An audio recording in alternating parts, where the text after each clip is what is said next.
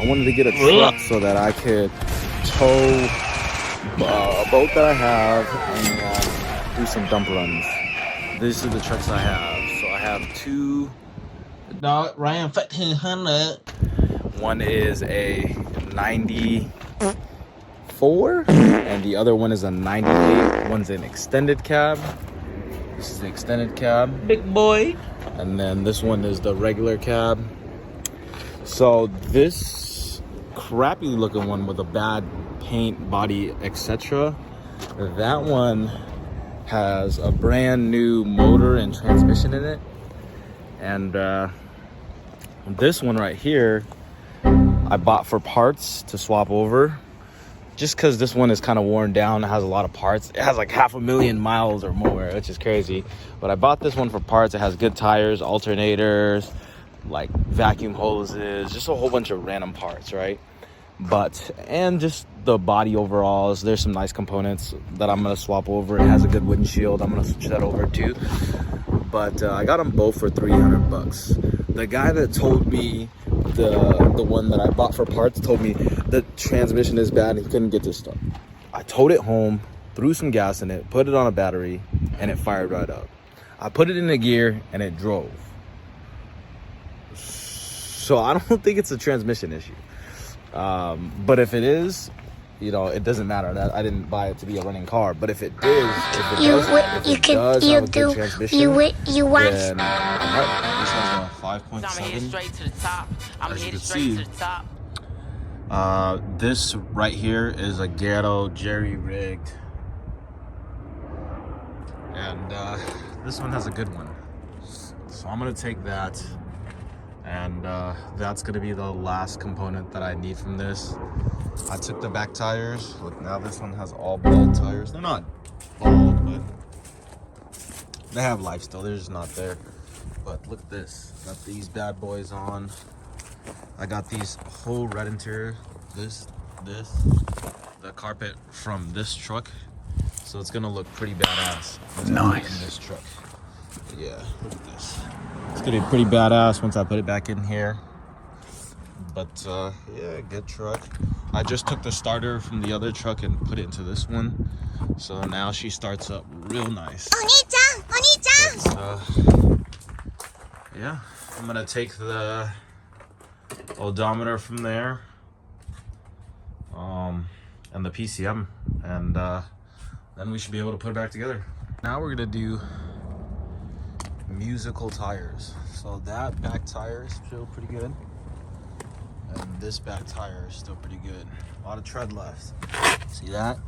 A lot of life left in those two. So I'm gonna take these two and put them on the back of mine, and then the ones that I have, the best ones out of the other two, I'm gonna keep, because I think my front ones are kind of going low. Yeah, you see they're kind of low. They're not those nice tires.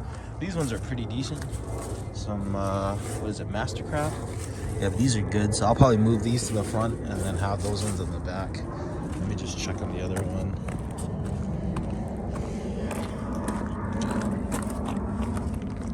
This one's decent. I'll keep the best one for a spare tire too as well. Yeah, these ones are okay. All right, well, I know what I need to do now. I'm out here in this cold weather trying to get this off nicely without prying it because it's adhesive on. So trying my best to slowly heat it and cut the glue behind it and then get it to peel off. Look at that. Almost there. Got a little bit on the other side, and we're all set. So I got the starter out. This is the other used starter out of the other truck. It has a positive and negative. This is a 13. This is a 8. And then the two main bracket bolts are gonna be 17s. 17s. But yeah. All right, I'm gonna put it back in. How I'm gonna put it back in, I'm gonna install these two first, and then I'm gonna slightly put those two in, and once I slightly both in and holding the position, then I'm gonna tighten them down, and then rehook up the battery, and we should be good. All right, I'm gonna start her up. Moment of truth right here. See if I broke her or not. Oh, what's going on? We don't like this key? I think that's your first time forever.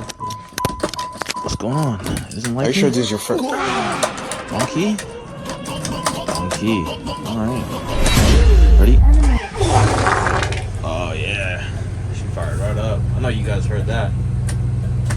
She fired right up. That's good. That is good. Don't do what I do. Don't buy Joe bunch of junk trucks to build one super Frankenstein truck. Don't do it. It's a lot of work, people. A few moments later.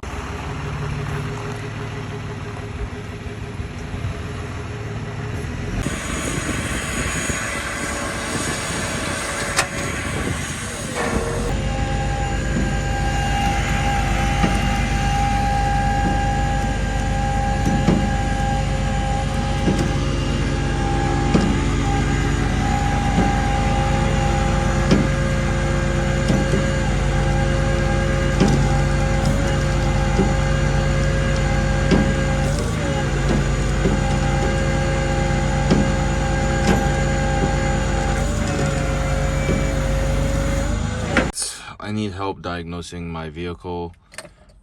When I flip it over, all the lights come on. Gas gauge, battery, temperature, everything. Look, I started up. Oh, I need a new starter, but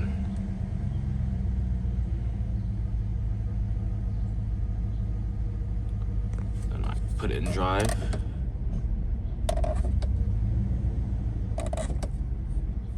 Okay.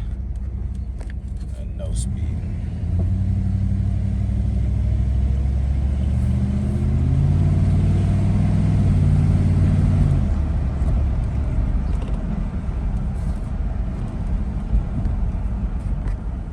Look at this rust bucket. I'm trying to get rid of that canopy. I don't need it. I don't like it. But yeah, I vacuumed it, so she's kind of clean. It's got a smoker smell. As you can see it's old. It's a 90s truck. The speedometer doesn't work. That's kind of the really only thing that's wrong with this car, so I got to figure out what's wrong with that. But what I'm going to do first is I got to replace the windshield. I'm going to take out these speakers, the stock one, put a new one in, redo the headliner, and then I'm going to probably paint this bitch. I never painted a car before, but I thought this was a cool truck to practice on or give it a try and go from there. But yeah, here we are. I'm gonna start taking these headliner off. First thing I do, pop the seat up, scoot the seat up, go for that one, and the one on the other side, which I already took. This one and this one. And then it's gonna be these ones, which I don't know what size are, but I'll let you guys know later. But this one is this one's an 18, so just a heads up. Scoot the seats up, that's an 18. The other side, it's an 18. This is a 13, and this is a 13, and the last one inside is a 13 as well. You're gonna pop these two, whatever clips out of these two holes. Use a pry bar. Save yourself the trouble. And then once you're gonna do that, you wanna take these bolts, Phillips head screwdrivers out. Somewhere down here. But mine's all rusted, so I gotta figure out how to get them out. But yep, that's what you take out next. All right, 3 Phillips, 1, 2, 3 right there. This one was hidden because it was moldy. But yeah, 3, 1 in each. And then you pull it out. 3 bolts out, you pull that out. Then you gotta grab 2 Phillips screwdriver. One here, one on the other side, right there. Boom. You get those 2. There's gonna be some more underneath here. There's like 3. Yep. 1, 2, and there's 3. Hidden under a couple. Just find them. Go around and find them. So we're making progress. Those bolts are really hard to get in. But this is what you could do. I'll show you. As you could see, some of them are super rusted. I couldn't get some out. The way to do it is to go under. Get a pair of these vice grips. And just twist them out. And then you should get them loose enough where you could get it from the top side, hopefully. But better than before. Or I might just have to break it so they can slide out. You never know. But either way, that's my solution. Alright, to get the carpet out, you could legitimately take this thing out, but I don't want to mess with it because it's an airbag thing. So what I did was I cut it here and on this side, just straight down, just so it can come out. And then I'm going to cut it here. It kind of has like a guideline, but that's exactly how I cut it. And then I just pulled it around this and then it comes right off. Look how nasty she looks. But this is her. This is the camera. This is the mats. We're gonna paint her red a little bit more and hopefully all this nasty stuff comes out. All right, so we're back here with my red carpet restoration project on my Dodge Ram. Last week, or not last week, not even last week, like 2 days ago, I sprayed a little bit of this other can and it did not get the right color that I wanted. It's like an orangey, it's called Spice Rum and I thought it was the right one. This is the right one for sure. And I ordered it from Amazon. They got it to me. I'm gonna just spray the parts like that are really noticeable, like the really dark spots or orangey black spots, because those are the most important parts. So this from here to here to here to here is kind of the most important, because this is hidden under a certain thing. These edges are hidden from the kick panels or whatnot, and this is under the dash. So I'm just gonna get the parts that are visual to the eyes, and yeah, I'll let you know after. Luckily my dad was doing some random projects, so I didn't have to put out a mat, so good there. All right, well, I'll let you know how it is after the fact. All right, boys and girls and everyone. All right, and here is the after. I kid you not, for 20 bucks, it's day and night. I mean, not even 20 bucks. It was like 15 bucks. But I mean, this is a budget build. You know what I'm saying? I'm not doing nothing crazy. You know, I'm not spending a bag or nothing. Just keeping it light. But that's not bad. I mean, look, this is where it was. I mean, you can kind of see it because I got the flash on and whatnot. But to the blind eye or at night, it's not bad. It's a nice, dark, rich, kind of like maroon, burgundy kind of red. I mean, yeah, it still looks nasty as hell, but does it look better than before? Hell yeah. Hell yeah, fucking right.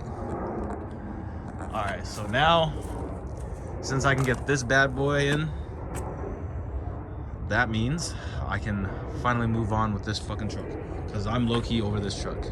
I've lost the passion for it, but we're getting to the fun part. So I mean, this is where I'm putting it back together. Actually, matter of fact, let me show you guys. Let me show you guys what I did with the interior. Oh, or should I wait for a surprise to show it all together? One-time reveal. Yeah, I'll show you guys. Fuck it, here you go. Here it is. This is where we're at right now. But no final reveal yet.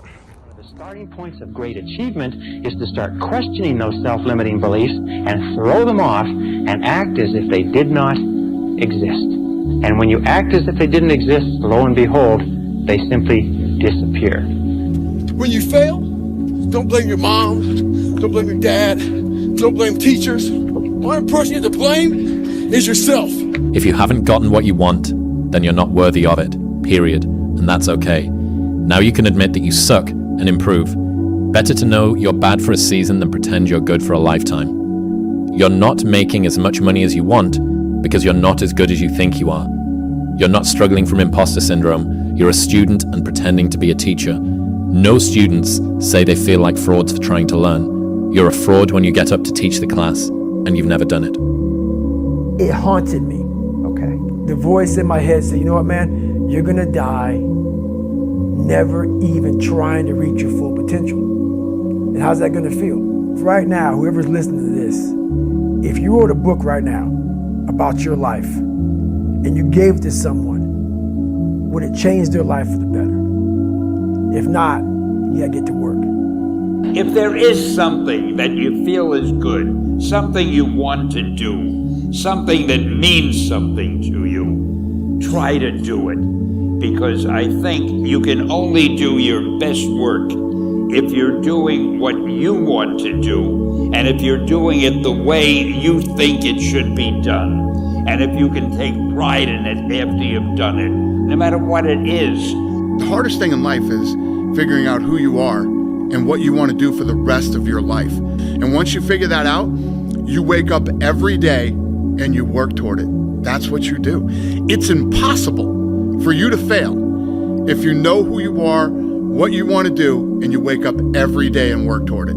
Usually, when you're the absolute best, you get hated on the most. But never stop fighting. No matter what anyone says, no matter how they try to compromise you, compromise your vision. If it's in your gut, if it's in your soul, there's no worldly possessions that should come between you and your expression. And the Grammy goes to the college dropout, Kanye West.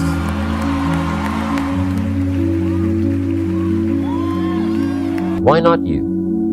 You've got the brains, you've got the stamina, you've got the vitality, you've got the interest, you've got your life ahead of you, you've got the future.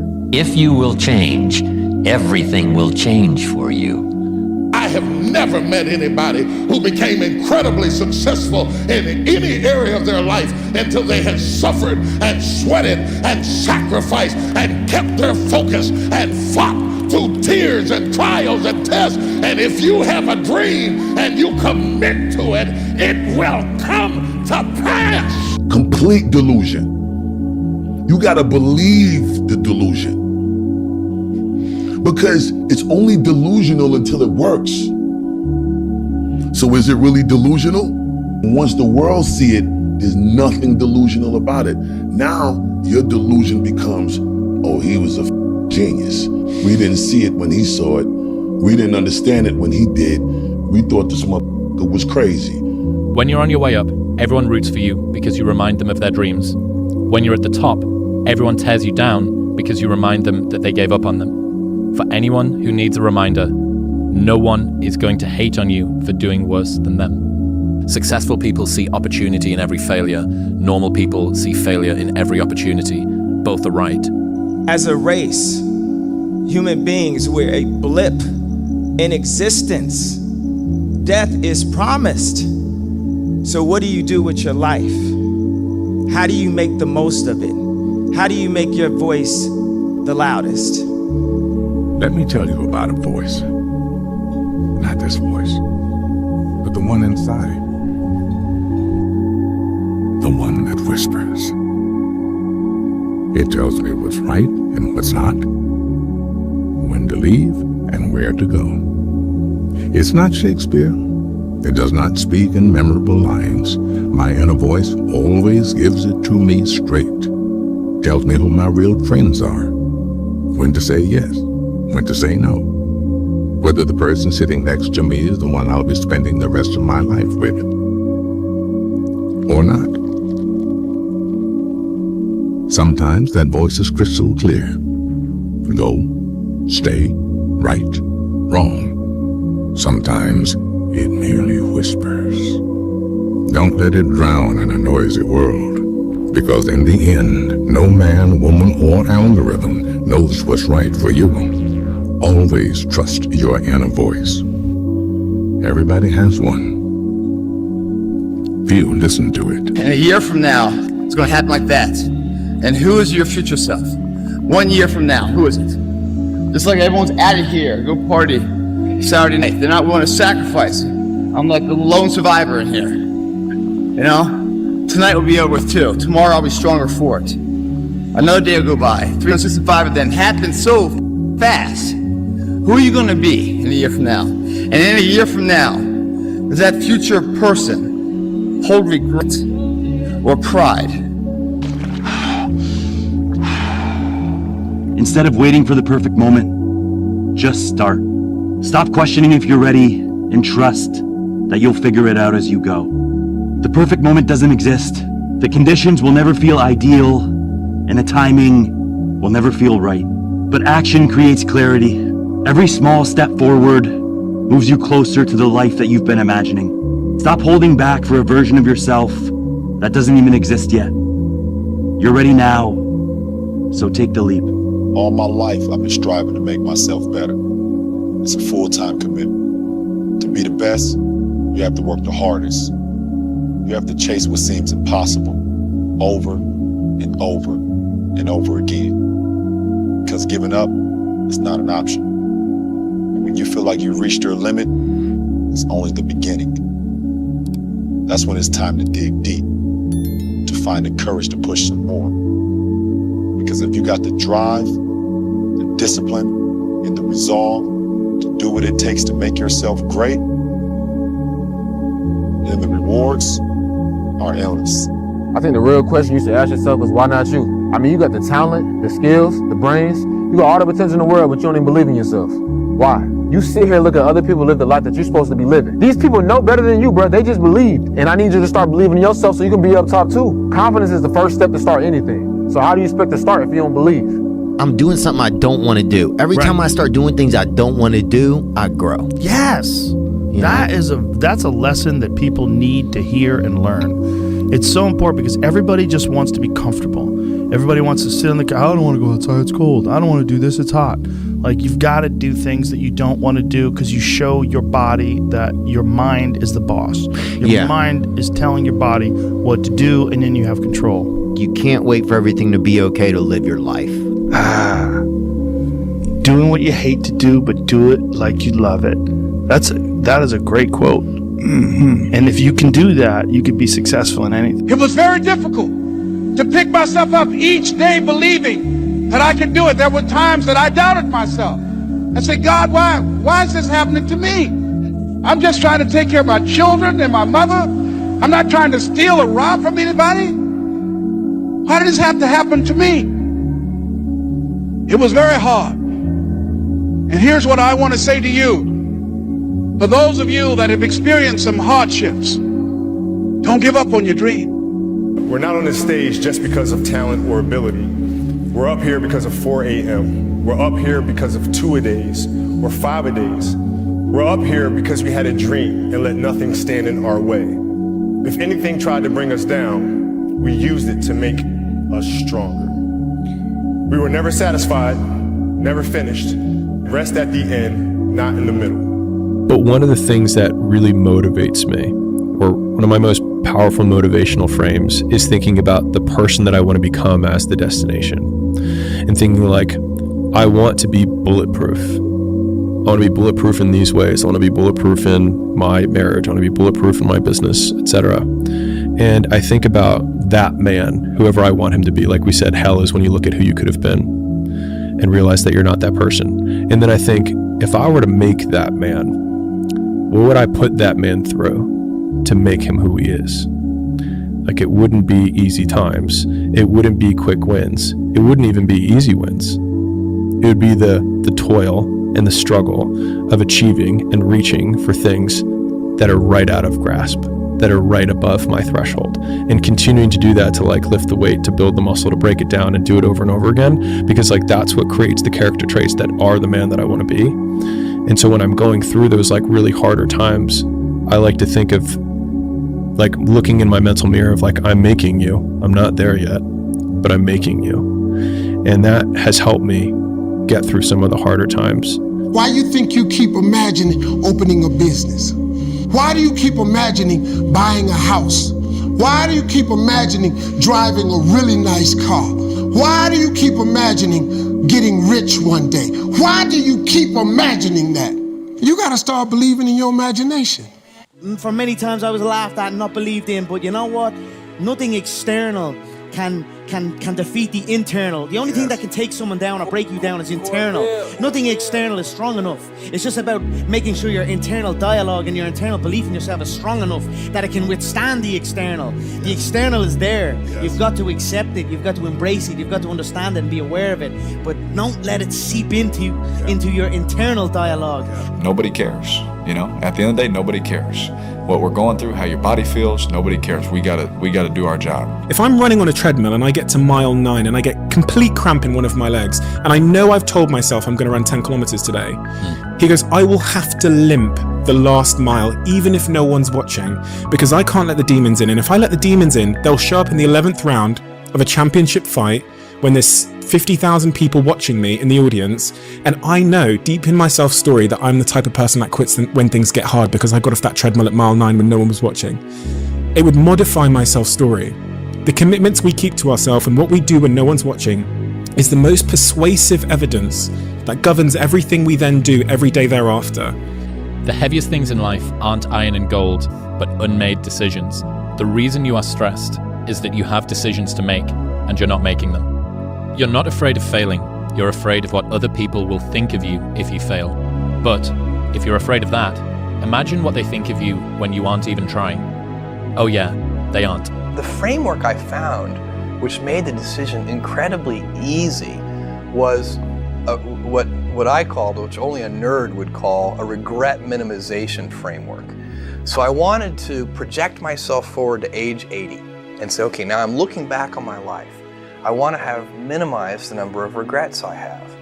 And you know, I knew that when I was 80, I was not going to regret having tried this. I was not going to regret having trying to participate in this thing called the internet that I thought was going to be a really big deal. I knew that if I failed, I wouldn't regret that. But I knew the one thing I might regret is not ever having tried. And I knew that that would haunt me every day. And so when I thought about it that way, it was an incredibly easy decision. And I think that's a very good...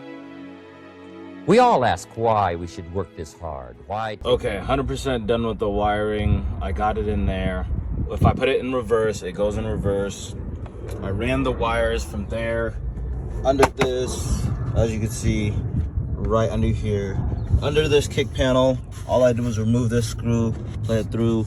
I put it under from this side, as you can see.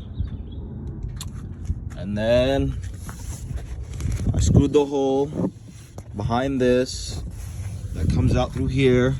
You can't really see it.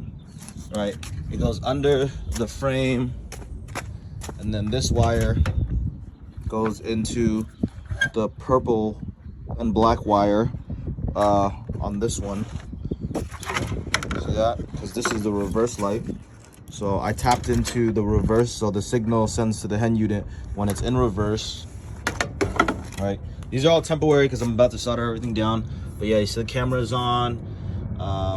The red and black goes to the red and black. The yellow goes to yellow. And then you can see right there, it's tied together. And then this is my temporary ground. But that is how you hook it up. The rear view camera and all that good stuff. Make sure you go ahead and take a photo of these two photos because you're going to have to refer back to these for the wiring harness. Okay, so here comes the fun part. I remember when I first started this was like playing with a Rubik's Cube or figuring out a puzzle. But this is my head unit, okay? This is it right here. So in the cords, it has its factory plugs, which I believe is this one and this one, okay? So these are the ones that go into that came with the head unit. This one is for the car. You always want to get the harness that goes with the car to attach with the head unit just so it configurates properly, because you don't want to splice the original harness. I know a lot of idiots that do that. Do not do it. But for example, this one is going to be pretty straightforward. This one you're going to color match, okay? Just basically every color for itself. For example, let's take a look. If we take a purple, there's a violet, purple with a black stripe. So violet purple with a black stripe would be rear right. Rear right, violet black. So let's make sure it lines up over here. So right here we have, let's see, where is it? Violet black, number 5, right here. Rear right. So go back and check, rear right, violet black. Okay, so we're good. Line them and match them up. Just use this and this to figure out which ones go together for this one. These ones are straightforward. These are the sound one. These are the more power, auxiliary, camera, all that other stuff. But yeah, match these ones up first. So I'm going to do that off cam and then, or I'll do it real quick. There is a period in everybody's journey where they are so different because they've started to do new things that they no longer fit in with their old set of friends. But they're not sufficiently developed that they've gained their new set of friends. And they're unsure. Should I go back? Should I lean back into getting a bag in with the boys on a weekend? Is that the highest, way that I can live my life passion forward? Because that's what everybody else does. When all of my friends are taking the piss, oh, not drinking again. Too good for us, are we? Not going out again this week. Oh, okay, well, enjoy staying in home and reading, fucking nerd. So you're going to feel the pain of being ostracized from the group of friends that you used to have. But you're stuck in this messy middle where you haven't yet worked out who you are on the other side of this. And that lonely chapter that's in the middle is something that I would say almost nobody that I've ever met who has gone from a place where they are to a place where they want to be hasn't gone through. There's 1,000 ways to say this, but listen, because I'm only going to say it once. I fought for it because no one gave it to me, because it was just me alone in the gym, me alone in the mirror, me alone in my head. No one did it for me. I worked for it, and I'm never going to let someone else take that from me. People want to know how I'm always motivated. It's the unseen work. I'm out running at 2 o'clock in the morning, 1 o'clock in the morning, in the gym, long sessions by myself. How I'm able to just extract dopamine, the good dopamine whenever I want. Man, I've trained 99% of my life alone. No one pat me on the back. I did all of the work alone. And while I'm still hard on myself, I know what I did. So whenever times get bad for me, people, all this, who's gonna carry the boats and luck? That's real. I hate that people know me for that guy, because that guy is not every fucking day. Like when they see me, they want that energy. That's not me every day. I can extract it immediately when I need to, because when you train alone, and I lived alone for so many years in this misery, and you're able to get out by yourself, I can take myself to such a level of real passion and purpose. And the feeling I get is something I can't even explain by myself. I don't need anyone. That's why people come to me to motivate them. No one can motivate me. I have a resume full of fucking motivation that whenever I'm down, I'm like, oh, hang on, motherfucker. Oh, you know the truth. You know the truth. You know the darkness of the fucking dungeons and the fucking demons that fly. You know. And then from there, it's like, okay, you were there. You know this. There was no one there to pick up the rucksack, to pick up the boat, to pick up the log, to go in there. It was you. It was you. There was no pat on the fucking back at 300, at 275, at 250, at 220. No, that was you. So those things that come out of me, that extract from me in the darkness, people are looking for that pat on the back. Where is it? Oh, I don't need it. Because what I've done is in the fucking unseen work, I built Frankenstein. So whenever shit gets nasty, David Goggins goes, we had nobody anyway, motherfucker. So see how I'm talking myself right now? That's me. That shit fires me the fuck up. That shit makes me fucking nuts. You had nobody anyway, motherfucker. Look around you. There was no fucking team. It was you. There was no weight loss program or mom and dad waking you up saying you can do it, you can be better, trying to build belief. You built belief when you had nothing. Rock bottom. You did that. So as times get hard for me, the truth comes out. And my truth is powerful as fuck. It's real. It's tangible. I feel it. It comes out of my brain as I speak about it. I'm reliving every single dark moment of my life. There's times where you can go without your friends, you can go without going out, you can go without other people around you. You have to separate yourself from the pack. You have to be willing to spend time with yourself. You have to be willing to start cutting things out of your nutritional program. Eat healthy. You know, get enough rest, get enough sleep. All of these things come into play of finding your purpose. And it's almost sacrificing. You have to sacrifice. Greater the sacrifice, greater the reward. This is so true. And when you do these things, you'll start seeing that, okay, well, I used to do this. And when you go out and you don't do it anymore, it's very, very clear that you've made the right decision, because your friends will still be doing that. And you'll find yourself that you don't fit in with that crowd anymore. You just don't fit in. Nah, I got something to do. You know, you'll start getting away from people that are negative. You only want to be around positive. You'll start like not wasting your time on things that aren't productive, and you will start taking your time and energy and putting it into things that you enjoy doing that are productive for yourself. This isn't for the masses. This is for those who want to leave normal behind. Those who are in search of a new realm. It's a lonely journey. You're isolated. Those who used to keep pace with you will fall off. They'll see where their world ends and yours begins. Your ability to suffer, endure, outwork must be greater. You must be willing to extend yourself to the limit with no guarantee of success. Every day, you must ask yourself, did I do enough? Every single person who wants to do something with their life and has done something with their life has gone through the exact chapter that you're going through. And it's the lonely chapter. It's the chapter where you don't fit in with your own friends, but you don't have the outcomes yet to fit into a new group of friends. And you're doing this thing, you're consuming content on the internet, you're doing these free tutorials online to try and figure out how to set up a podcast and where do I host this thing? And then you're going through this and you're like, is this even worth it? Because you have no signs of success, right?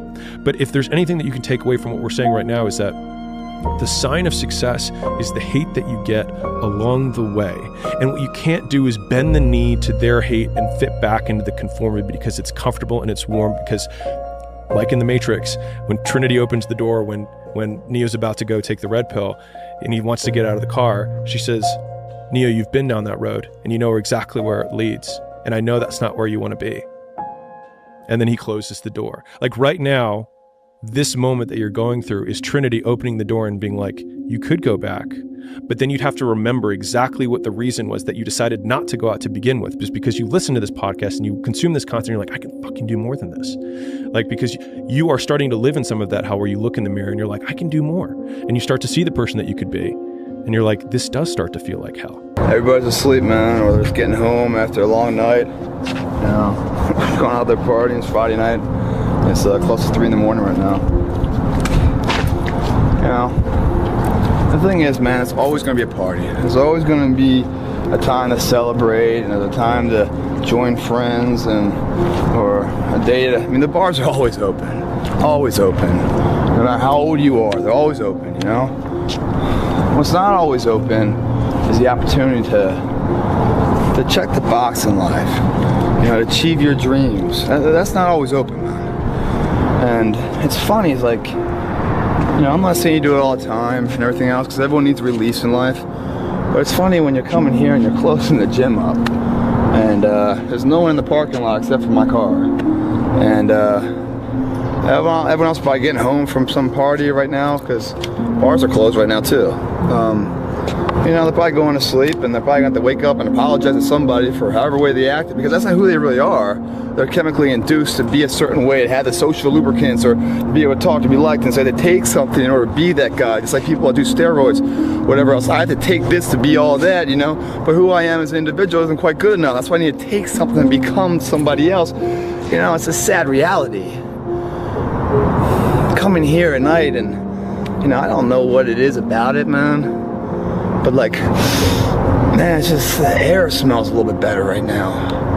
when you say you're gonna do something and then you follow through and you do it. Not at the end when you cross the marathon, you finish it, or your hands raised. I'm talking about right now. The small steps in between the big successes that everyone sees. No one sees this. Right now, I'm saying, like, there's a confidence to it, man. There's a bad motherfucker that's right here, that it's getting ahead of the competition. There's an overwhelming sense of fulfillment and pride and satisfaction with that. I didn't have to shoot up anything. I didn't have to drink anything. I didn't have to go party anything. All I had to do was just go work out. And now what's going to happen is a residual effect of that. Not only does my body grow, but my belief in whatever my current endeavors are, they seem closer. They seem like, I can reach out and grab them now. And you don't get that sense of confidence by going through society's rhyme to reasons. You do your own thing, especially when everyone else isn't doing it and they call you crazy or whatever else. Oh, you're in here and people driving by being like, what the fuck's that guy doing up so late? Well, what's up so late mean? I don't know. It's the moments in life, the decisions you make on a moment-to-moment basis that add up to be the guy or not the guy. Well, everybody, it's Groundhog's Day again for David Goggins. If you pan it down here, you see it's about 3 o'clock in the morning and there's not a car or a person in sight. If you pan over here, it's the same thing, not a car or a person in sight. People want to know where I find my strength at, where I get my strength. I get it from a lot of places, but right now, this morning, I'm getting it from, there's not a motherfucker that's up. There's not a car, there's not a person. Everybody's in their bed, sleep, dreading that it's a Monday, hate it's a Monday, and I'm loving it. I'm loving that. Where everybody's getting weaker, I'm getting stronger. It's not about the running, the swimming, the push-ups, the sit-ups. It's about what those things do for your mentality. You don't get better on the daggone couch. You get better by coming out here and getting the fuck after it every daggone day. So a lot of people ask me what it's like to live with David, and I figured I had the perfect opportunity tonight to just give a little bit of insight. So today, just randomly, David says after we come home from the gym that he was going to go on a 100-mile ruck tonight. So unplanned, just spur of the moment, we were out here. We left just about 12 and a half hours ago, or just over 12. Oh God, that's blurry. 12:43 a.m. It's 38 degrees. And he's about 60 or 60 some miles in at this point. I haven't spoken to him in a few hours other than to give him my socks because it's cold and he has rain odds, so he's wearing them as his gloves. And, it's lonely as hell. No one's out here. It's just me. No one would even know he's doing this if I wasn't recording this video. And that's so much of his life. Just all of the unseen work that goes into being David. I don't think people can even imagine the discipline and the hours spent alone just grinding. And the other thing people can't imagine is the pain and discomfort that goes into it. Every day when he starts running, it's like the first few miles, he's just hobbling along. I know that he's just 3 months post-surgery. 3.5 months ago, I wrote to his surgeon. It was end of September, and I said, David was going to come in for surgery, and he said, well, I just hope he's not jumping out of planes. Well, he sure was. He was in British Columbia jumping out of planes. It's time to stay focused. It's time to decide, fuck clubs, fuck partying, fuck trying to fit in and socialize, rub elbows with everybody so people can stop calling you weird. Why are you so antisocial?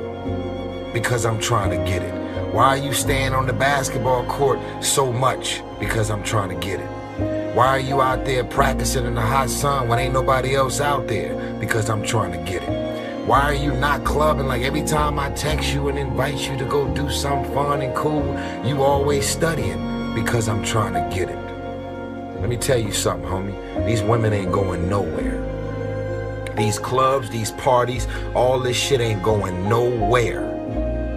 The more weird you are is a reflection of how committed you are to focusing on your shit, molding and shaping and developing your ideas and your craft so that when it's time for you to make your rounds, you gonna fly. Stop running around here trying to live up to the hype, homie. You still got work to do. Stay on that basketball court. Stay on that football field. Fuck all the homies texting and calling and trying to make you feel bad about being so focused. It's grind season, homie. It's not about today. It's about the future. You do the work now. Do the work now. And all of the shit that you could ever want to do for your family, your kids, your loved ones, it's all going to be on a whole nother stratosphere. So this is what's left is the power cables and the remote switch for the reverse. This is what I used to get it through. I think that was, I don't even remember what size drill it is, but pretty big though.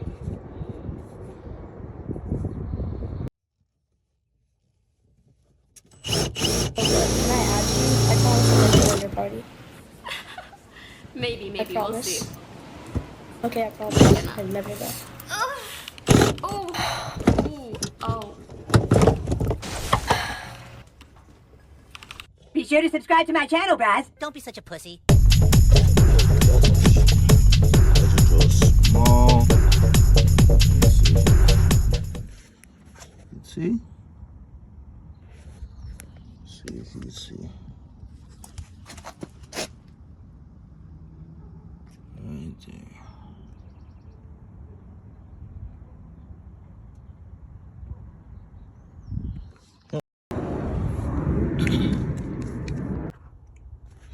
Cut it, fit it through.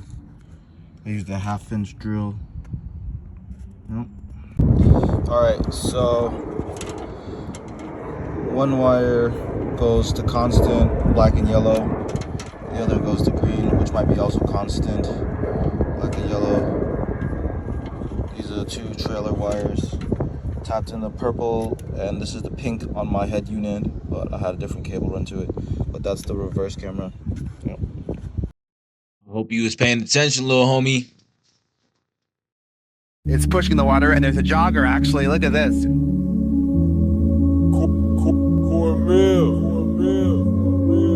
I should have stopped this night with your father. I'm stopping this one now. Don't, okay? Let me finish. I gotta prove it. Prove what? I'm not a mistake.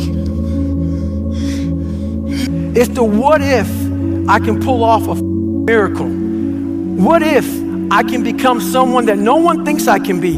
And just me talking about that, I have the hair going up on my arms because it makes me just like, what if I can be that guy that people who call this and that, and now I'm speaking at Tom Ferry's event.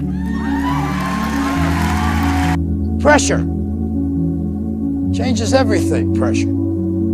Some people, you squeeze them, they focus. Others fold. And you summon your talent at will, and you deliver on a deadline. You sleep at night. David Goggins, he wrote me, be the guy who embraces the ugly, the miserable. Be the guy who embraces hard work, the grind. Don't be afraid of being hurt. Don't be afraid of sacrificing some blood. Kill the boy, Jon Snow. Kill the boy. And let the man be born. Out of the 100 men that go into war, 10 shouldn't even be there. 80 of them are just targets. 10 do most of, or 9 do most of the fighting. 1 is a warrior. And it's a true quote to life. I saw it going through training. I saw it everywhere I went. There's so many people who just show up to life that shouldn't even be around. And there's a few people who do all the work. I wanted to be part of that 9, and I'm working towards being that 1. Right now in life, your family's looking for that one guy right now. They're looking for that one guy who's strong, who's that pillar for the family in hard times. Make sure they look around and find you. These are the times right now for you to step up. Be that guy that can take anything. You see that look right there? Don't ever let a man see you like that. Cause you give him the power over you. If you gotta take an L, you take it with your head up, chest out. Like a man. Dr. Carter had a tear in his eye. I could tell he felt for me. Then he said, son, I'm sorry to say you're not gonna box again. And I looked at him. I said, no, Dr. Carter, you're wrong. I am going to box again. He said, you don't understand what kind of man I am. You're a man. You are a man. Stand up and be a man. Make the hard decisions. Make the sacrifices. Make the unpopular decisions. And become comfortable in your own skin. And if you are not a person that you are comfortable being alone with, that is the one person in this universe that you have full power, full right, and full responsibility to change. If you had to create a human, what would you put them through to make them tough? It probably wouldn't be a really chill life. What would you put them through to make them patient? You probably wouldn't give them things immediately. And so it's like we want these traits, but each of the traits has a price tag attached to it. And it's just like, do you want to pay the price tag to get the thing? And so I think if people reframed the period of life that they're going through as the price that they're paying out of their wallet, but the wallet is their time, is the seconds of life that they're trading for it, then I think more people would be willing to make the trade. Because at least when I look at myself, like when I'm 80 something years old and I'm looking back on my life, I want to have these traits. But in order to have those traits, I know I have to go through these things. And I think for me, that's given me a lot of comfort in hard times. Everything counts. Everything that you do counts. The biggest mistake that people make is they think that only what they want to count counts. No. When you read a book, when you listen to an audio program, when you go to a course, when you go to bed early and get up early and you work, it all counts. And it's all going on the plus side of your ledger. It's the moments in life, the decisions you make on a moment-to-moment basis that add up to be the guy or not the guy. Tonight, I did something, that I feel more of a guy. For me, who I am, my guy. Partying is weakness for the soul, my friend, so I try and avoid it. You're up 2-0. What's the story? Are you not happy, or you're only half happy, or? Still to be happy about. You're up 2-0. Job's not finished. Job finished? I don't think so. Yep. So the goal was to be the first one at breakfast. So I set my alarm. I make sure I'm up by sunrise. I get out of bed. I put on my gear and I head downstairs. But when I get there, Kobe's already there with ice packs on his knees, drenched in sweat. Now, it took me a minute to figure it out, but this guy wasn't only awake before me. He had already worked out. He had just played in the finals days earlier. Meanwhile, I'd been off for months and I was still exhausted. What he had done that morning was incomprehensible to me. That dedication he had only days after falling short of an NBA championship. That taught me something I've never forgotten. Legends aren't defined by their successes. They're defined by how they bounce back from their failures. And that's what I hope to communicate to anyone watching this. I heard a quote one time from Vincent van Gogh that really rang true. He said, he has dedicated his life to his art and he has lost his mind in the process. When I sat and I thought about that, it sounded very familiar. I have given every single thing, every ounce of my life to this craft, to perfecting my craft, and I continue to do so. And in the process, I have lost my mind, but in a good way, to regular society, to people who wake up at 9 a.m., who clock out at 5 p.m.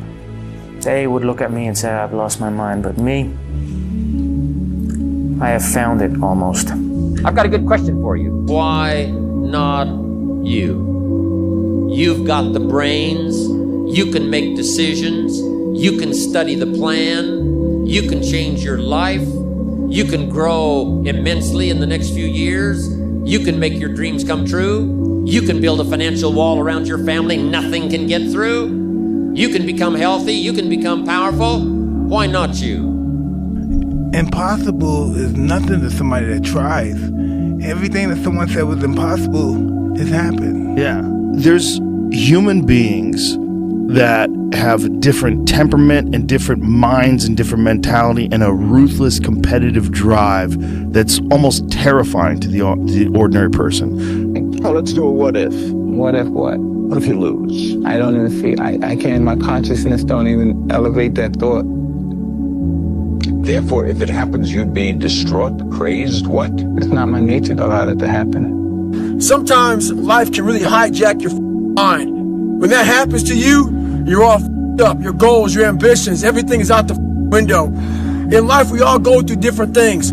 Sometimes your girlfriend or boyfriend breaks up with you. Guess what? Get the over it. They no longer want you. Maybe you failed a test in school. You worked your off. Guess what? You failed the test. Get over it. Move past it. Learn to not let life hijack your brain. At work, you've been working your ass off for that new promotion. You don't get it. Someone else does. Maybe they kiss better ass than you do. Guess what? Get over it. Life will hijack your mind if you let it. Don't allow all these things to make you a lesser person. You must own your mind. Don't let life own yours. Get after it. Stay hard. You better make sure in the next season of your life that the person who walked away from you know what they're missing. You better do something with your life. Did you look at me? You better do something so strong and so big with your life that they have to sit on the couch and say, that's the one that got by. Man, I should have just stayed in there a little bit longer. I should have been a little more patient. I should have prayed a little bit harder. Do something with your life that makes them regret turning you away and turning you over. That means getting better and not bitter.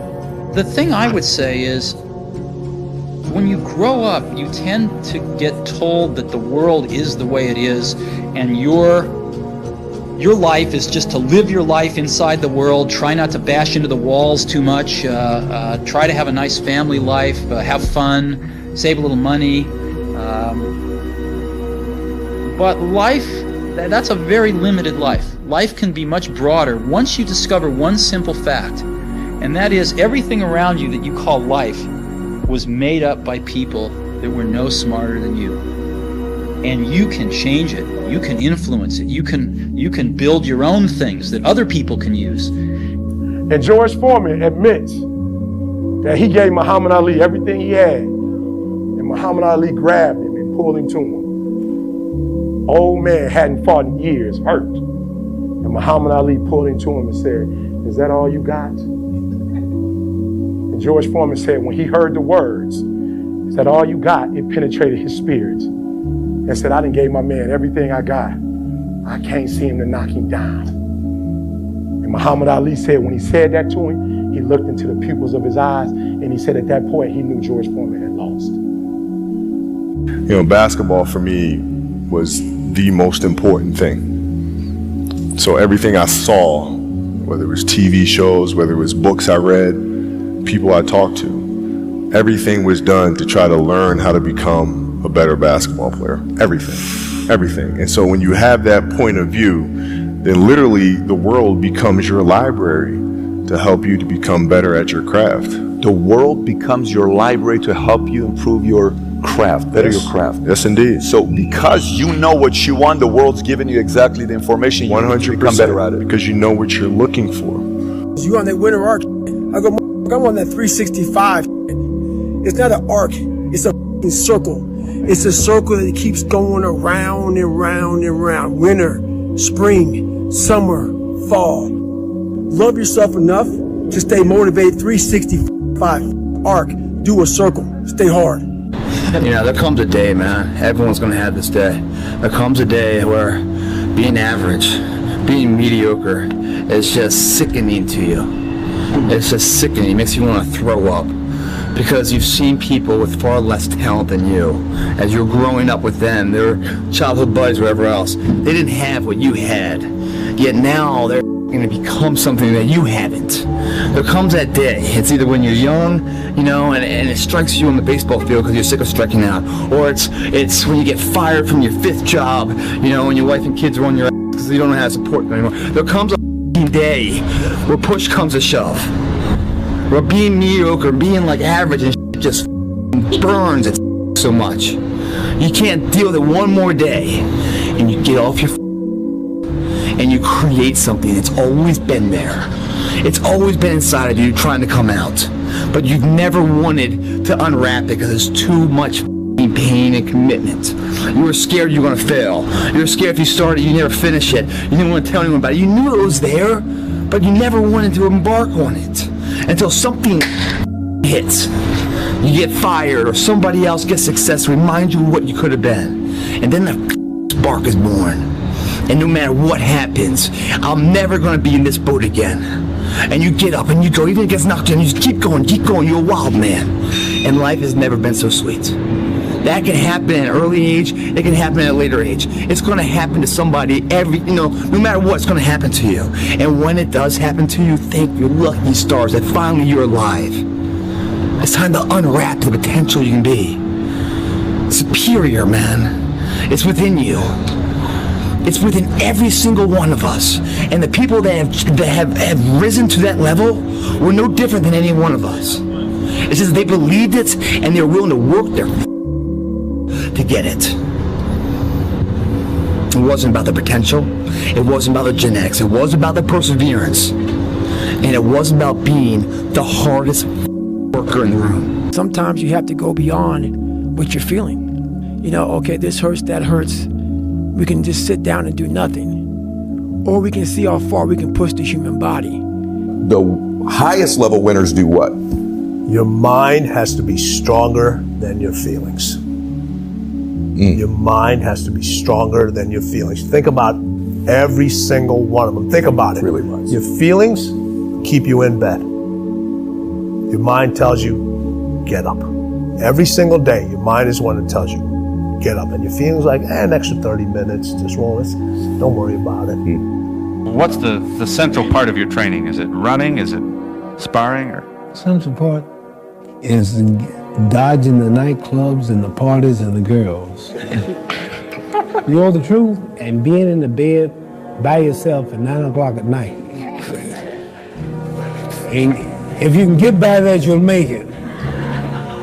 No, that's the truth. Now, I tell you the truth. Man, if I want to be good, I gotta wake up in the morning, I gotta do the extra work. And I gotta show up when other guys aren't. And I've gotta learn, I've gotta continue to be open to learning. The message I try to deliver to people is play to win. Don't play to avoid loss. Because the things you fear, the things that's going to happen to you. Set that target on something positive. Work for it. Expect it. Get serious. You've really got to get serious. You don't have to be grim, but you must be serious. To go from average to fortune, you must get serious. Designing the next 5, the next 10 years is so vitally important. What do you want to do economically? Where do you want to go? What do you want to be? What would you like to have? What would you like to share? How much would you like to earn? How far would you like to go? Those are some major questions to ask. Personal development is striving hard to become the kind of person that you want to be.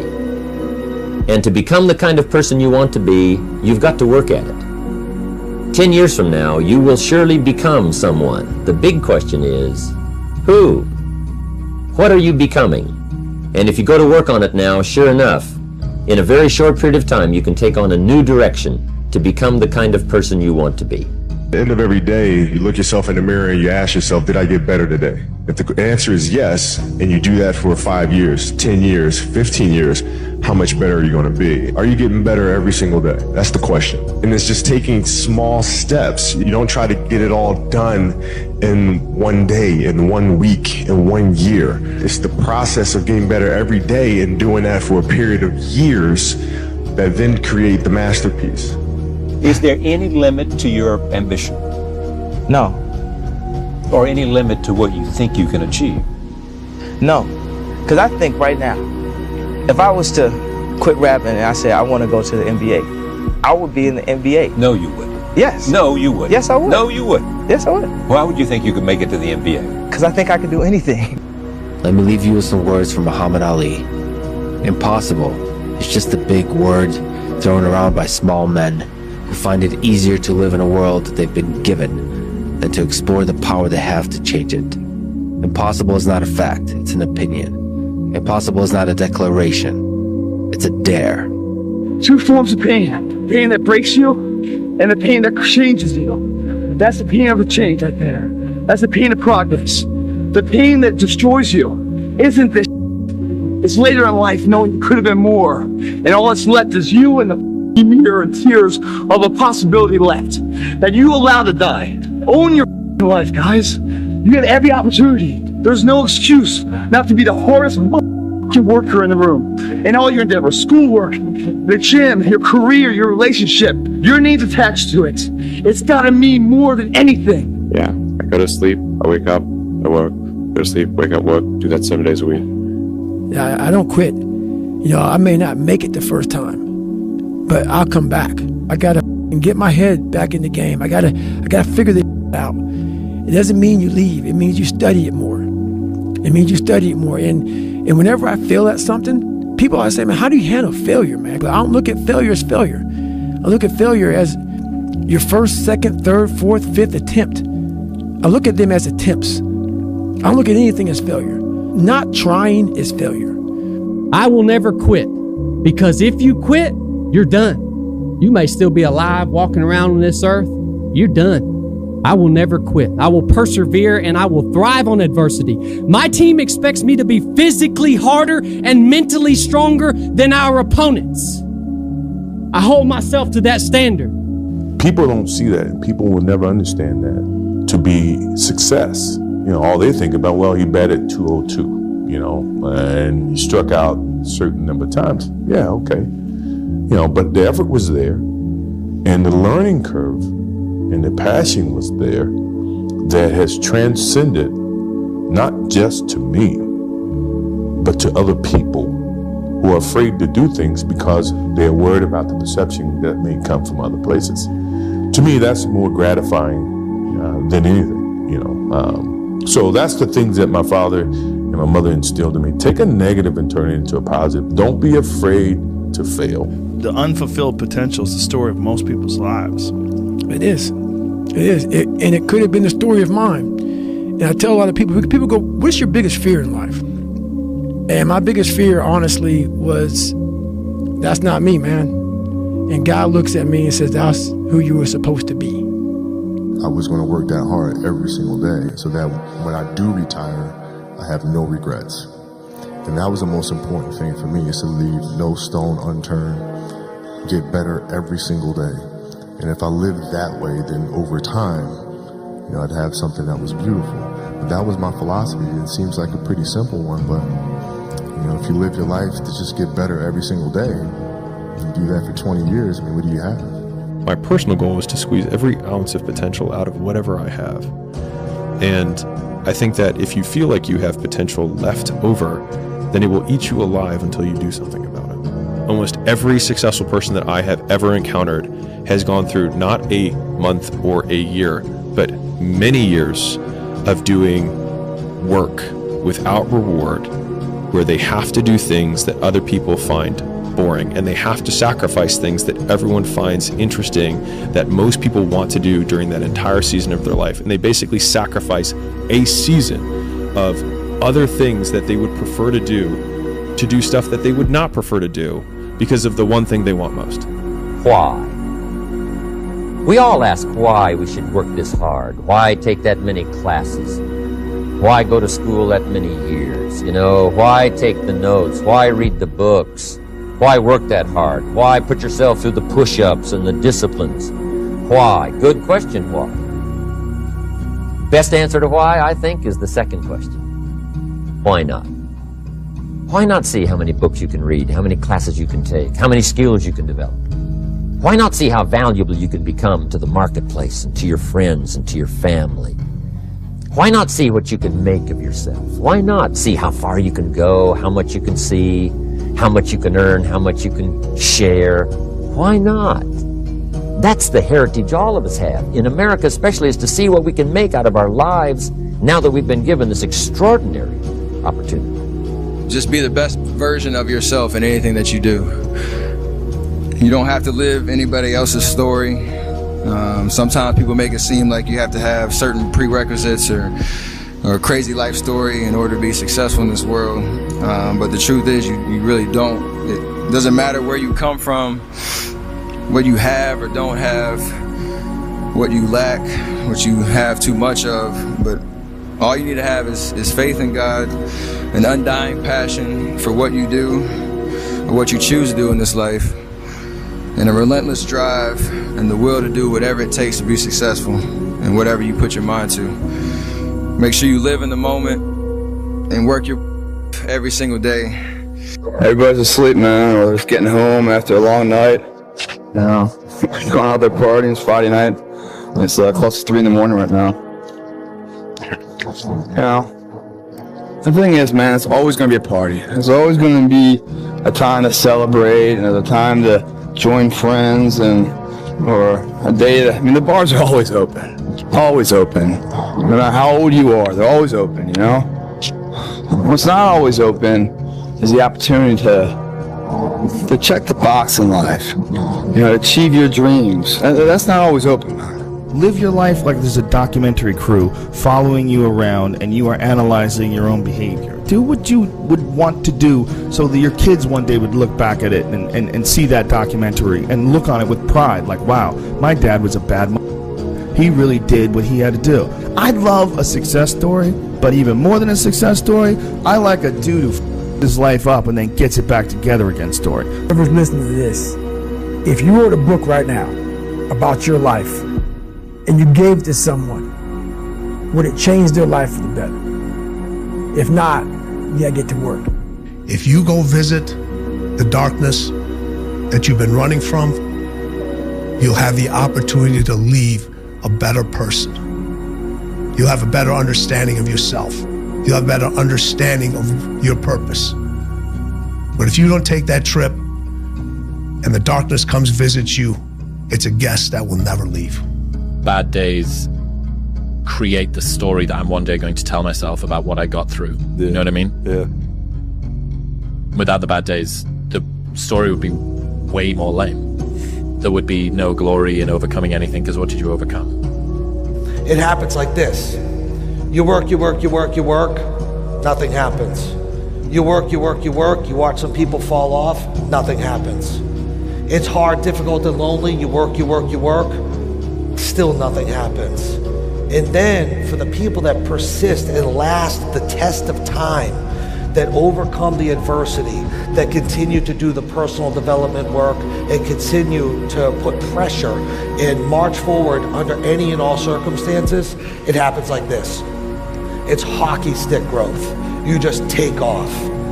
I'm not good enough, smart enough. I'm not talented enough. Some people are. Some people can start at 1. Some people don't have to start at all. If you lack talent, you can't sit back and say, I'll start in half an hour. I can't do that. I gotta start now. And then after I get back from starting, I gotta start again. And then when I get done with that run or that study session, if it wasn't good enough, I gotta go back again. So you can honestly outwork anything. I never looked at things as problems. I look at them as opportunities. Maybe that's something I can say. You know, someone, but she did this, and well, what an opportunity you have. Yeah, well, the world, you know, because they said this and Shannon said that. Yeah, well, what an opportunity you have to make a difference. Anything in life that you put your mind to, you can do. The world is your oyster. Only thing promised is death. So basically, life is like a game. So you have to play the game the way you want to play it. Rest at the end, not in the middle. And that's something I always live by. You know, I'm not going to rest. I'm going to keep on pushing now. There are a lot of answers that I don't have, even questions that I don't have. But I'm just going to keep going. The mindset of a winner, which is a winner does more than expected every single time, no matter how they feel, no matter the circumstances. A winner shows up 10x times more than the average person. A winner has these unreasonable expectations of himself. A winner knows that he's destined for greatness. And no matter how many people around him tell him to slow down, be careful, watch out, that's too risky, you don't have the genetics, the DNA, the money, the mind, the brain power for that. A winner locks onto their goals and keeps going. This is yours. You're the captain, you're the master, you're the foreman, you're the general, you're the head. Don't give control of this to nobody. I dare you to stop f***ing around and dedicate the next 6 months of your life exclusively to your goals and your goals only. Don't announce it to anyone. Don't tell people on Instagram about it. Don't tell anybody. Just disappear do the work, and reemerge in 6 months a different person. It's 1 a.m. I'm going for my third workout. Do I want to go to the gym? Absolutely not. I'd rather, lay in my house and sit in the movie theater and watch movies. But, to be the best, you got to work overtime. To be the best, you got to work overtime. The winners always show up. They're willing to lose in order to gain. Big mental thing there, guys. This body, as great as you are, as sharp as you make the arsenal, it can't do anything if you don't have confidence in yourself. We all fall down in life. The question is, who gets back up? You go after and you give it all you have. If you lose, at least you tried, man. I failed. It's 10 times more of a man than someone said, what if? Because what if never went to the arena? When you guys find a fear, that fear will either create you or destroy you. I love fear. The reason why? Behind every fear is a person you want to be.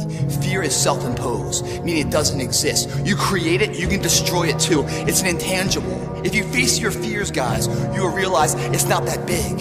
And once you face it, you go, oh my God, man, I spent all this time running from it. It was so small. If I just faced it, my God, not only did I face it, I beat it back, energy's never lost, transfer. That negative energy, that fear, is destroyed. It comes back in as confidence. You're like, what else am I capable of? What else am I holding my back from that I'm capable of more? What am I running from I don't need to? What else can I overcome? You face your fears, you become the person you want to be. You run from your fears, you're not living. You're alive, but you're not taking into freedom. You're not running the day. The day's running you. You always be the servant, not the master, guys. There's no perfect way to live your 20s. You either live them up and become an underskilled 30-year-old, or you work them up and become an underlived 30-year-old. You just have to figure out which you'd rather be, accept the trade-offs, and know that there are no do-overs. Those times when you get up early and you work hard, those times when you stay up late and you work hard, those times when you don't feel like working, you're too tired, you don't want to push yourself, but you do it anyway. That is actually the dream. That's the dream. It's not the destination, it's the journey. All this pain right now, all worthwhile. The thing about pain is, like, you feel it right now, it's temporary, man. But later in life, you don't remember the pain. You just remember, like, the glory and the good time. 'Cause I was going to West Point, in Ranger School. Man, there was some really dark hours, dark days, and dark years of my life, man. But looking back on it, I mean, I just remember the good people and the good times. I don't remember all those, times where I was just so done and worn out. I don't remember that. I just remember that I made it through it. And that exhilaration of pride and achievement, man, that outweighs all the pain, struggle, and that sweat equity to get there. It really does, as long as you get there. That's why when they say pain is temporary, pride's forever, that's what they're talking about. Because if you push through the pain to achieve the pride, you forget about the pain was ever even there. But if you can't push through the pain and the pain stops you and breaks you down, well, then that pain is forever. Because you never got pride to outbalance it. Going through this, man, you start feeling the pain. It's all good, man. Welcome it. Welcome it, man. But right past pain, it's forever pride, man.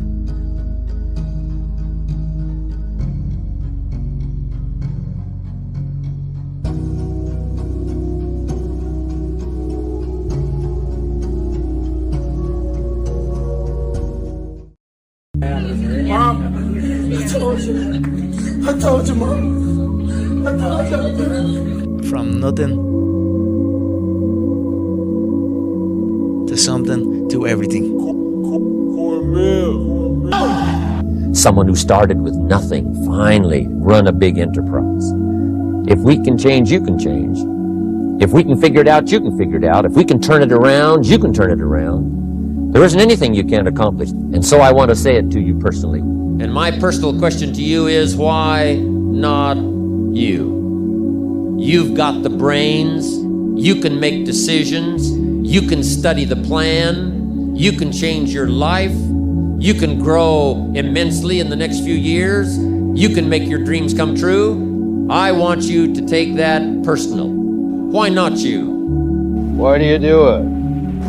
Why? Why get up? Why keep fighting? You must be able to see it, Mr. Anderson. You must know it by now. You can't win. It's pointless to keep fighting. Why, Mr. Anderson? Why? Why do you persist? Cornmeal. choose to. Don't ever let somebody tell you you can't do something. You got a dream, you got to protect it. People can't do something themselves. They want to tell you you can't do it. You want something, go get it. If you can see it here, and you have the courage enough to speak it, it will happen. A lot of times people believe in certain things, but they keep to themselves. They don't put it out there. If you truly believe in it, if you become vocal with it, you are creating that law of attraction, and it will become reality. You are going to have to jump. You cannot just exist in this life. You have got to try to live. If you are waking up thinking that there's got to be more to your life than it is, man, believe that it is. Believe in your heart of hearts that it is. But to get to that life, you're going to have to jump. Effort, dedication, work hard, because the talent is not enough anymore. And if you're not dedicated 100%, you're not gonna reach the level that you want. Whatever you do, you've got to be a little bit gone to it. You're not all there. You've got to be almost insane to your craft. Not a lot of people can understand that. That's why I don't know about nothing else.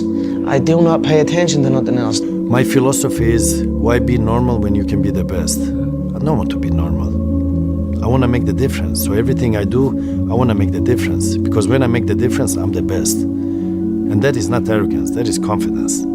If these guys can do it, why not me? You know, that's my mentality, you know. If that should be your mentality in life, you know, in anything. If those guys can do it, why not you? You know, why not you? Why not you? Why not you with good self-esteem? Why not you starting to change and setting goals? Why not you starting to make progress toward financial independence?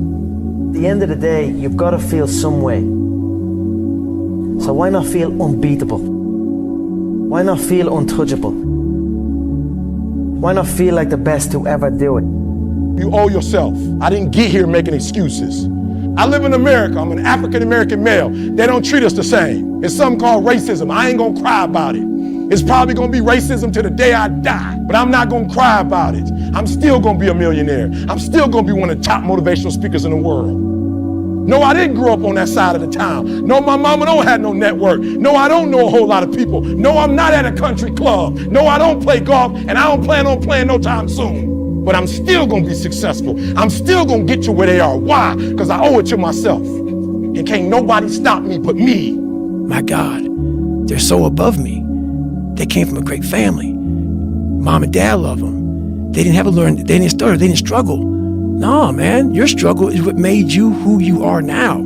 So I started flipping this into a whole different, I started being a master of what I was scared of. I was scared of my mind. And I became literally a master of that mind. And that's what now, from now on, it sets me apart from most people. Life is tough sometimes, and it's not fair. And it doesn't care sometimes. Pay a professional to do your job, or else you'll have motherfuckers like me doing your shit like this. Like, who need a windshield removal super? Ejectocito, cuz. I got you. A little bit of patience, but we're almost there. A little bit of cracking ain't bad. I mean, it's a removal. Should I just full send it?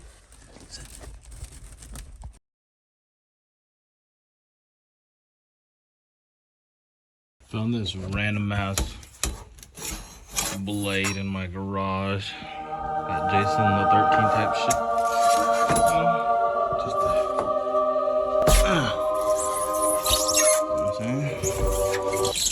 Chupapi muñeño. Windshield removal. Chupapi mo fucking Not gonna lie. Chupapi mo Shit fucking worked hella Chupapi well. muñeño mo fucking Bro, what is that, muñeño. bro? Got the windshield out and cracked my fucking dash. One of those people with the non-cracked dashes. But look at me now. I'm no better than anybody else. Got it out in one piece. Nice piece. Hell no. I thought what they said was out with the old, in with the new. Not for me. It's out with the old, and in with the old. So I gotta get that done. Get her done.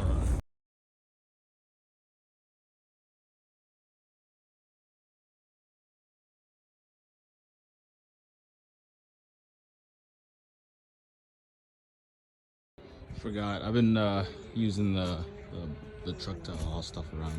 Alright, I'm gonna show you where I'm at with removing the windshield on this. How you do it is you gotta take off the windshield wipers. They hook onto that. Don't ask me how to do it. That is the most difficult thing you can do. A lot of cursing, that would probably help. A lot of hard tools. Be careful not to pry against the windshield, but that would, I would say, the job itself is the most difficult part. Then you just lift up the rubber trimming and pull it out. I'm gonna pull it off the other side, and then I'll have full access to the windshield, but that's as far as we got right now.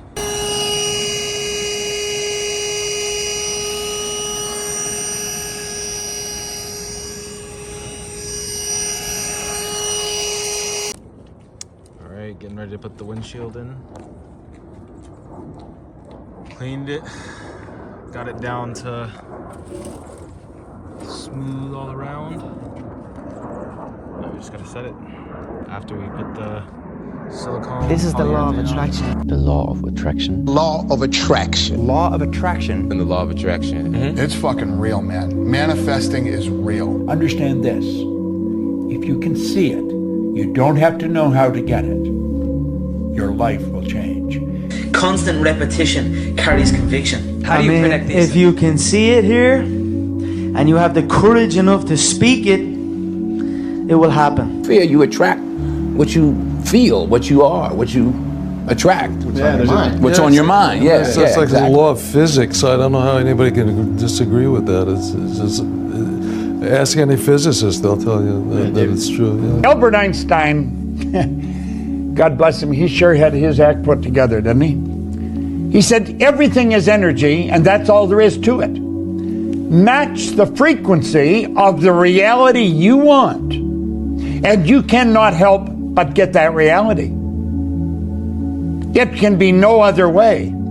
This is not philosophy. This is physics. You know, folks, I'll admit it, my life is going really, really well. Many of my dreams have come true. You have to understand, you are a magnet. Whatever you are, that's what you draw to you. If you're negative, you're going to draw negativity. You're positive, you draw positive. You're a kind person, more people are kind to you. So you're like a magnet, you know, and you got to understand something about like attracts like. If you see it in your mind, you can hold it in your hand. Being smart from the beginning, up here, will create whatever the fuck you want here. When you figure out who you are and what you want to do, and you devote your life to it like a maniac, like you're all in on this thing, and you manifest, most of these people end up, you know, doing what they say they're going to do and being who they say they're going to become. It's real. And there's no excuses. There's no fucking days off. There's no, you know, not willing to grind and, you know, everybody's against me and this didn't happen for me because of this and that and all this whining and you know, pussy-ass bullshit that a lot of people do these days. There's these people who dive in and they're hardcore and they're focused and they know what they want. They know. In the end, as you can see, I got it done. It worked. It doesn't leak. It did take me a little bit while to get there. I did mess up and break the glass taking it off the old truck. So all in all, don't do this. Just pay a professional windshield guy and save the time and money. All right, y'all. Rear tire.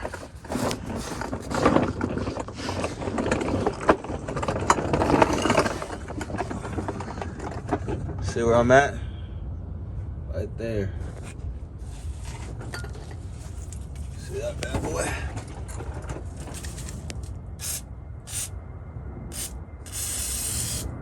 Just a tiny bit, just to get it going. First one is that bolt on top, 13. Do these days, there's these people who dive in and they're hardcore and they're focused and they know what they want, they know who they are, and they lay out these short-term goals and this roadmap on how to get there. Most of those people make it. Nowadays, everybody's got to go to shrinks and counselors and go on Sally Jesse Raphael and talk about their problems. Whatever happened to Gary Cooper, the strong, silent type? That was an American. We're all in a battle with our own brains. That's All of life. us. That's all life is. It's the most powerful thing in the world, is your own brain. It can work for you or against you. So when I was 297, and I was all fat and out of shape, and I couldn't run a quarter mile, and I was drinking milkshakes and eating boxes of donuts, I visualized, man, how would it feel? So there was 22 guys that graduated. I watched this segment on TV about these guys going through Navy SEAL training. I saw these guys just quitting. But at the very end, it says 22 guys, this commanding officer's up there, and he gives this great speech. I was like, man, I wonder. So I started visualizing me being the 23rd guy in these dress whites, sitting there with these guys, getting that Navy SEAL, graduating this Navy SEAL training. I was like, God. So I put myself there. I was like, man, that's an amazing feeling. I put myself there at 297, not even able to do anything that these great men were doing. I said, man, if I could feel that, that would change my life. My brother and I used to sit around and talk about what could be if only we managed to get it out. How it would feel to have this car, how it would feel to be in this place, how it would feel to be famous and internationally renowned, how it would feel to go to Saint-Tropez and live on a yacht, how it would feel to be able to fly on private planes, how it would feel to not have to worry about food anymore. My brother and I used to imagine for hours. We used to talk about it. We believed in this version of reality where we somehow made it. You lack imagination. You don't want it enough to talk about it and imagine over the temporary dopamine and entertainment you can achieve. Kevin, there's nothing out there for you. Maybe it was your time to lose. You didn't think so. Lose? I don't lose! I win! I win! I'm sure you're probably all thinking in your head, this guy is talking absolute dribble. He's not going to do what he says he's going to do. You're probably all sitting there thinking that. But now here we are again, and I done what I said I was going to do. I feed off this. I love this stuff. This is what gives me energy. Saying I'm going to do something. Putting it out there for the world to see, and then going out and doing it. There's no better feeling in the world than that. And it's as easy as that. Say what you're going to do, and go and do it. You lived up to your promise to be the first person to knock out Max Holloway. Just how does it feel knowing, another prediction you forecasted came to life? I call this because I knew it. It's a surprise for a lot of people, but for me, it's like I knew it. I said it and I did it. Different between me and you, it's that you need to see to believe. I first of all believe and then I see. I always dreamed as a kid that, it was possible to score 80 or 90 or 100. I always just had a dream. Sometimes you lay down in bed and you visualize things and you just kind of, that's at least how I would go to sleep. I'd lay down, I'd imagine playing for the Lakers, and I'd imagine what the uniforms look like, I'd imagine where we'd be playing, and, the smell of the arena and all sort of stuff, and I would see myself, getting hot, and score 10 straight points. And then I started visualizing at 13, 14, just so everything around me was taken care of when I got to a meet, so I could be completely relaxed. So when I put my headphones on, all I'm thinking about is the music. I get to go up and just do what I practiced to do. All of those countless hours of staring at the black line at the bottom of the pool, that was for this moment. So I just never really thought when I got behind the block and let everything do what was supposed to happen. If I didn't get the results that I wanted, then I would just go back to the drawing board. A lot of times people believe in certain things, but they keep to themselves. They don't put it out there.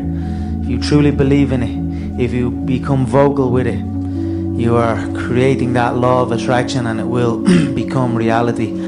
The biggest life lesson that I've learned is the power of the mind and just how important it is to look at yourself at a high regard and to believe in yourself.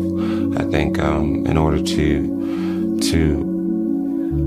paint a bright future for yourself, you have to be able to see it in your mind. You have to believe in it, and the more you believe in it, the more your world will start to change, and the more you'll just start to, see your beliefs come to pass. So, to answer your question, just self-belief.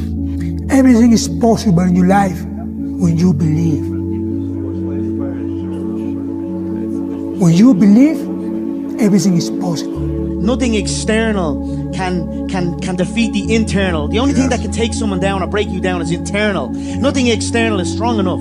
It's just about making sure your internal dialogue and your internal belief in yourself is strong enough that it can withstand the external. Yes. The external is there. Yes. You've got to accept it. You've got to embrace it. You've got to understand it and be aware of it. But don't let it seep into your internal dialogue. Yeah. Tired is only in the mind. You tell yourself you're tired, you're going to be tired. I don't get tired. Don't ever let somebody tell you you can't do something. You got a dream, you got to protect it. People can't do something themselves. They want to tell you you can't do it.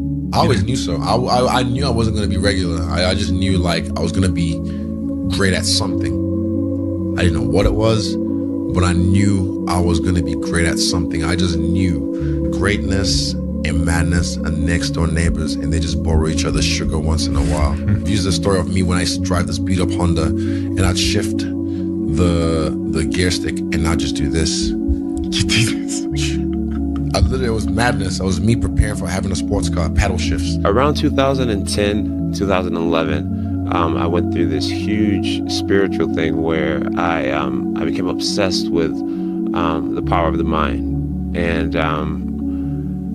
I got into it deep, like really deep, just meditation, visualization, and just realizing how powerful our minds actually are, like how we really do paint our world with our thoughts and our level of self-belief. So I took myself from being very average-minded to actually believing that I was the shit, and believing that I could be the shit, and that I could be the GOAT and be the greatest and never lose into. And my personal question to you is, why not you?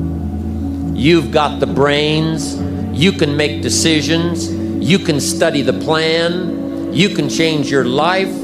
I've manifested things that I'm just like, I still shock myself. When you have the vision and you're able to manifest, but then you also put the work in, magic happens, man. Magic, that's where the magic is. I've always had visions of better. I've always visualized better, and in times of struggle. Like driving down in a banger of a car that I had to push start,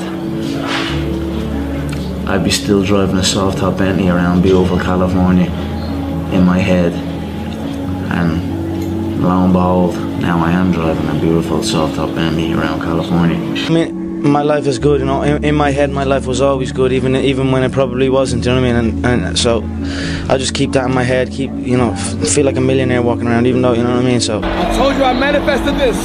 I manifested this. Obviously, you knew somewhere inside yourself that you were destined to be famous, because I think it's really a marvelous thing, that visualization thing you did. Do y'all read about this or hear this? That you used to go up on Mulholland Drive and park every night and visualize seeing yourself as... Years ago, and it's an interesting story, because I 4 years ago, I used to go up to Mulholland Drive and I used to say, I had this and that and this. Oh, it's all good and it's coming to me, you know? And I actually wrote myself a check, and this is for real. This is not a joke. This is for real. I wrote myself a check for $10 million per picture. This is by Thanksgiving 1995. Yeah, I would visualize. This is when you were broke and poor. You know, right, having directors interested in me and people that I respected saying, you know, I like your work or whatever that is, and I would visualize things coming to me that I wanted or whatever. This was in like 1987, 85, yeah. And I had nothing at that time, so it was like, but it just made me feel better. It made me, at that time, all it really was for me was kind of making me feel better. I would drive home and think, well, I do have these things, and they're out there. I just don't have a hold of them yet, but they're out there. Being smart from the beginning, up here, will create whatever the fuck you want here. It's not valuing today, it's investing today for tomorrow's betterment. And that's what we're fucking doing here. Smart. Mindset first. Mind controls this shit. If we don't know what the fuck we're doing, and we're just going through it because this person's doing a ball face, and we're just going through the motions, you're always gonna end up fucking average and middle of the heat. Unremembered. Stop that shit. I live in a maintenance phase, guys. So don't get these confused. You know, if you're going to a business meeting, you put a fucking suit on. You don't put a suit on to go to the beach. You adjust to situations. Different diet regimes produce different results. Therefore, you adjust to that. Do you understand what I'm saying? So I'll say, oh, Greg says 1 meal a day, but then in the fucking video blog, he's saying, oh, 7 to 8 meals a day. I don't quite understand it. That's because you're a fucking idiot. That's because you're looking for an excuse in life for why you haven't achieved anything. In leadership training, here's what we learned. If the why is powerful, the how is easy. But if the why isn't strong, if your goals aren't powerful, if the vision isn't clear, the old prophet said, without a vision we die, without a vision we perish, without a dream we're nothing. It doesn't need to be a crazy amount of time. I mean, you know, five minutes is long enough. That's a long time to be. I mean, that's a round. You ever grapple around and 2 minutes goes by, you look at the clock and there's 3 minutes left. You can't believe it. Holy cow. Like, you know, 5 minutes is a long time because you can get a lot done mentally because visualization knows no time. There's not a clock ticking, you know, there's things happening there. After I started doing it, I mean, it was the Patricky Pitbull fight, the knockout, where that was the first time that I had really hit that breakthrough where I walked into the cage. I mean, Joe, I hated fighting. I didn't really like it that much because I wasn't myself. I wasn't present. I was literally a caged animal, and I hated the way I felt. I was peeing blood after fights because I was just going so crazy, and I was just and obviously I gained a lot of fans because people loved the way I fight, but they didn't exactly care about my well-being that much. But But it wasn't until that fight where I got into the cage and I just started smiling because I thought, Michael, this is your home. Like, this is your home. But because I had visualized it so much, because the problem with what we talked about earlier is you only get to compete every 6 months, every 8 months. You don't know what that actually feels like. And you can show up to the venue early and you can walk around it, you can smell the smells, but there's nothing like competing in the cage. There's nothing, you can't recreate it in sparring, you can't recreate it in the gym. The only really place you can recreate it is in your mind if you just continue to remember. I can remember my last fight like it was yesterday, because I've actually gotten better at the skill of visualization. Because I think that's one thing that happens too is you sit down and maybe you're listening to this podcast and you're like, okay, I'm going to smell the smells of this, and I'm going to see the sights of this, and then you have a really not great visualization session and you're like, man, that was stupid, that guy's an idiot, you know. But it really does take a second. It really does take actual practice to see and smell and hear and feel like. And I know how tough it is some days to look with hope and confidence on the months and years ahead. But I would like to tell you what I often told you when you were much younger. I like you just the way you are. It's such a good feeling to know that we're lifelong friends.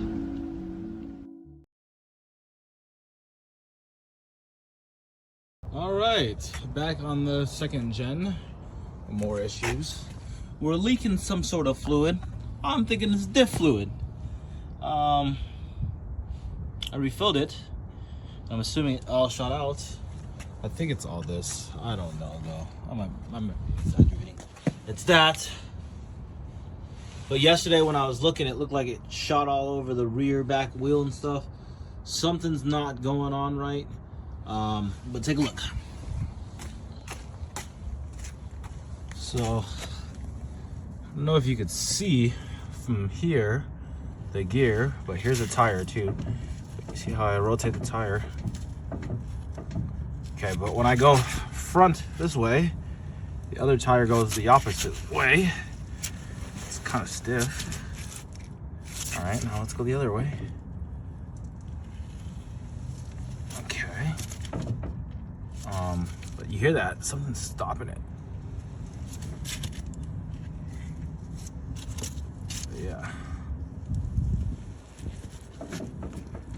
But yeah, when I go back and forth like this, it rocks that. You see that?